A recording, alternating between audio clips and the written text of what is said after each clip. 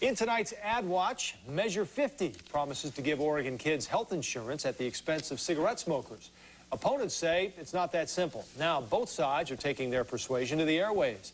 Our Randy Neves is here to dig deeper into those messages. Randy? Well, Joe, the measure would put an 85-cent tax on a pack of cigarettes in Oregon, but that's hardly the issue, judging by the TV ads. This media battle for your brain is funded by the most expensive ballot measure campaign in Oregon's history. I need a pack of your Pall Mall Light 100s, please.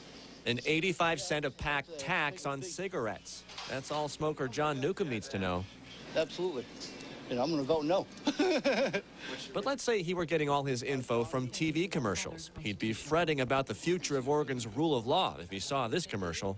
Well, I'm not going to let him start messing with our Constitution now. I'm voting no on Measure 50.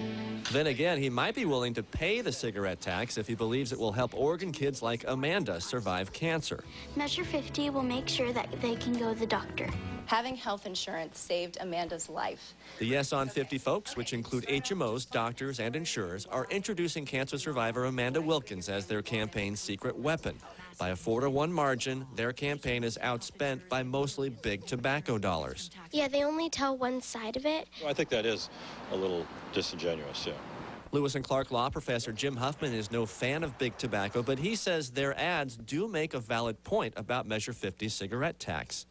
And it just doesn't belong in the Constitution. It belongs in statutory law. The debate that people are hearing on the airwaves is not what Measure 50 is really about. Measure 50 provides health care to 100,000 kids around this state. Where not all the money goes to children's health care. The complaints of each campaign are now splashed on TV. Don't let HMOs rewrite our Constitution to give themselves a blank check. Vote no on Measure 50. Don't let big tobacco sell Oregon a pack of lies. John Newcomb, at least, says he cannot be persuaded. I think it's a little outrageous myself, but, you know, I mean... The $8.5 million spent so far on Measure 50 is well beyond the old spending record, and we've still got a month to go before the election. Joe? Thank you, Randy. You'll find much more political coverage at KGW.com. Our new